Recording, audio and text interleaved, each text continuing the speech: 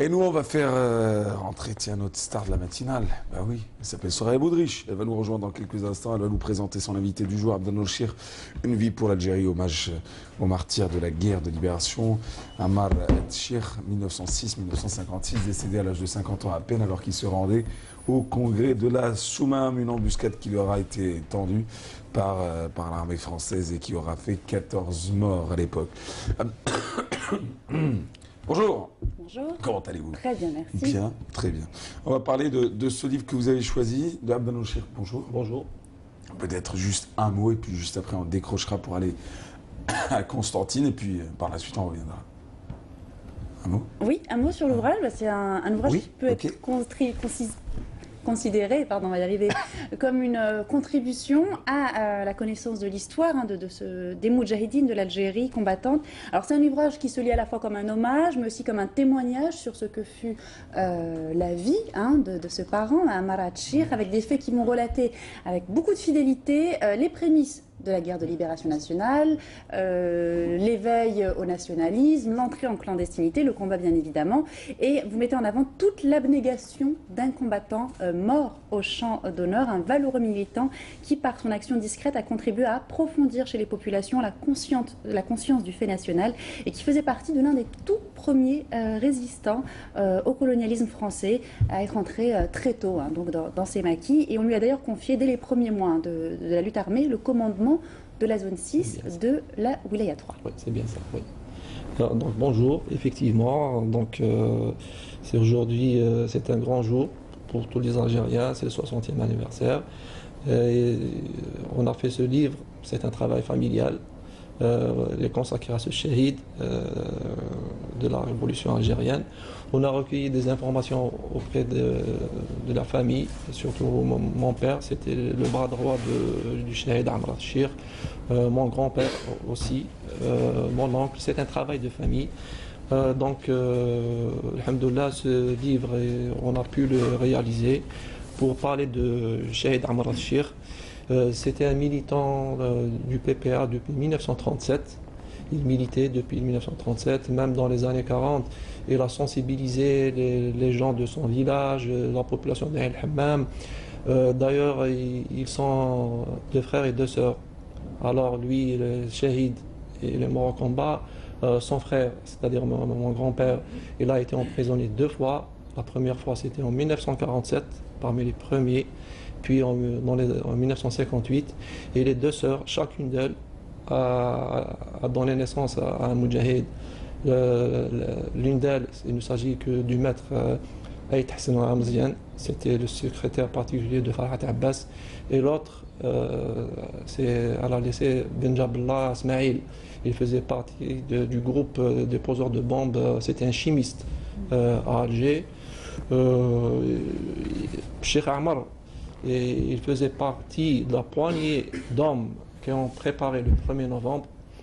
Il a rejoint le maquis le mois de février 1948. Les autorités coloniales le harcelaient.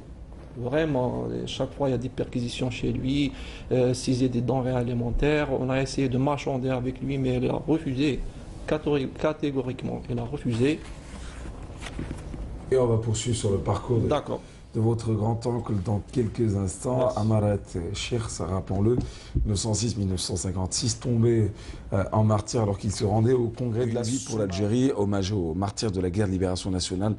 Ammar Chir, entre 1906 et 1956, est tombé en martyr alors qu'il se rendait au congrès de la Soumam. Et Soraya Boudrich, son petit-neveu, est avec nous, et c'est la raison pour laquelle vous êtes là ce matin, car votre livre est sorti, ça voudrait le dire, et il est disponible au SILA. Abdel Chir, Soraya Boudrich, c'est à vous. Alors il faut savoir que Ammar Chir était quand même un des premiers hommes à avoir organisé le soulèvement du 1er novembre dans la région de Ain el-Hammam en Haute-Kabylie.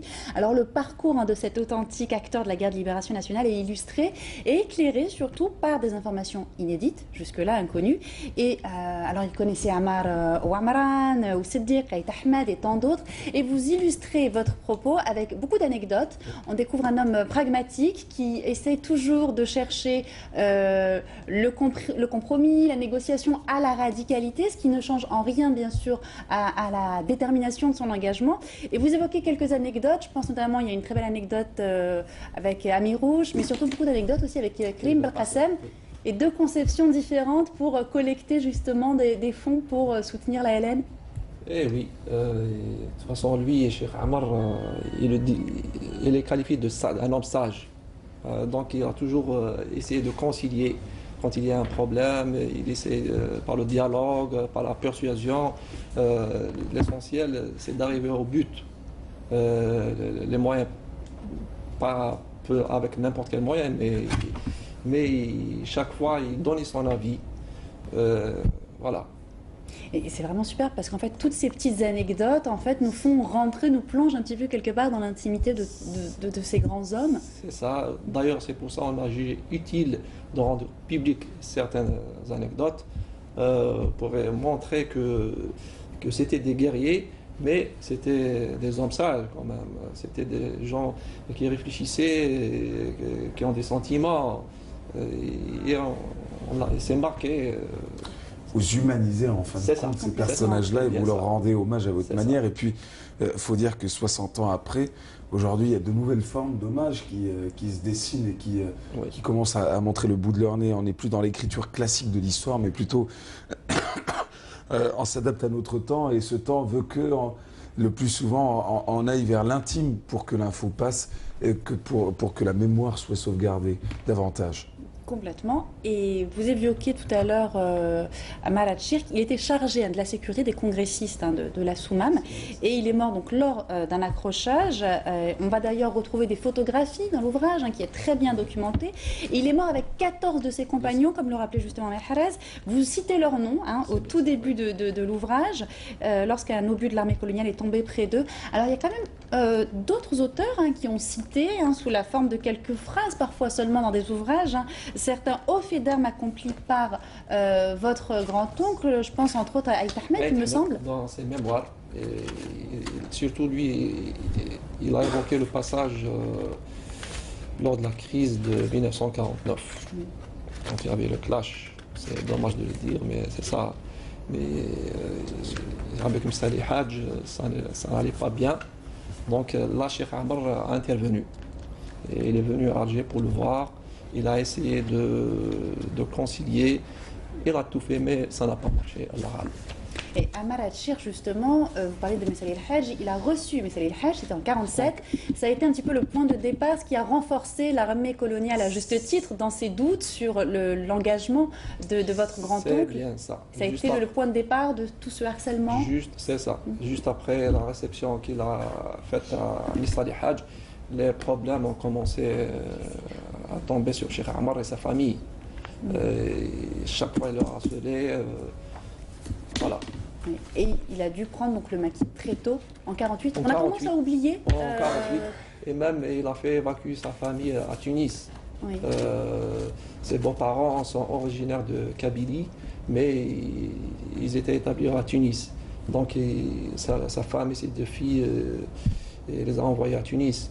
Comme ça, elle a les mains libres pour se consacrer totalement à la cause nationale. Alors vous parlez justement de la femme et des filles, je vous cite, selon l'analogie connue, la société kabyle assigne donc la femme à résidence à vie. Oui. Il faut cependant remarquer que cette même société, souvent très exigeante et très dure à beaucoup d'égards, sait reconnaître le mérite d'une personne, fût-elle une femme, lorsque celle-ci fait preuve de qualité exceptionnelle. Fin de citation. Donc outre l'hommage que vous rendez à votre grand-oncle et par extension à tous les acteurs de la Garde de Libération Nationale, vous rendez aussi beaucoup hommage à la femme algérienne. Je pense notamment à cette personnalité emblématique de Yimma Zeina. Vous pouvez nous en dire un mot? Yimma Zeina, c'est la mère d'Amrat Chirk. Effectivement, elle a élevé ses enfants dans des conditions très difficiles. Étant son mari mort prématurément en 1911, elle a laissé 4 enfants à bas âge. Le Cheikh Ammar, il avait 5 ans. Son frère Hussein, 7 ans. Et les 2 filles, l'aînée avait 9 ans et la Benjamin à peine 6 mois. Elle est morte dans des conditions, c'est passant. Donc, malgré toutes ces difficultés, elle a pu élever ses enfants, elle a contribué même à régler des problèmes au village. C'était Je pense même chez Ammar, en voyant sa mère... Oui, il tient ça d'elle, ce pragmatisme, ce désir de toujours vouloir réconcilier les gens. C'est ça. Voilà. Et en filigrane, en fait, vous proposez aussi une grille de lecture pour comprendre ce qu'était la vie en Kabylie au début du XXe siècle, et même avant, puisque vous remontez dans la première partie, vous dites que les souvenirs familiaux remontent, je cite, jusqu'au XIXe siècle, la deuxième partie du XIXe siècle. On découvre finalement une société très codifiée, empreinte de piété et de patriotisme. Oui, d'ailleurs même le grand-père de Ammar al-Cheikh, même lui, il a contribué la lutte n'avait pas commencé, mais il a résisté. Lui, c'est-à-dire, même Cheikh Ammar, tout en sachant tout ce qui a été fait par ses grands-parents, il est imprégné.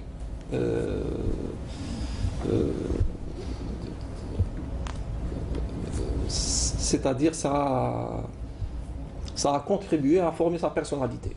Voilà, oui. C'est ça. Alors, peut-être une dernière question. Oui, un mot déjà sur votre participation. On va informer le public que vous allez dédicacer cet ouvrage au Salon international du livre d'Alger, aussi là.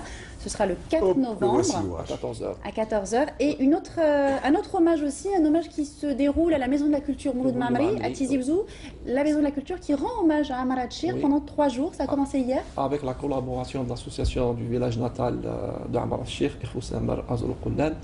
et les autorités de la culture de Tizi Ouzou, à leur tête de Hadi Ould-Diadi, ils ont contribué à rendre hommage à ce shahid de l'Algérie. Et quelles sont les réactions que vous avez, que ce soit des lecteurs ou des personnes qui viennent pour participer à tous ces hommages? Le livre il vient de paraître. J'espère qu'avec le SILA, ça va marcher davantage. Oui. Et c'est vraiment un ouvrage grand public. Vous avez structuré l'ouvrage en thématique avec une chronologie, donc ça se lit vraiment très très bien. Et je pense que ça fera le bonheur aussi bien des passionnés d'histoire que des néophytes, des jeunes et des moins jeunes.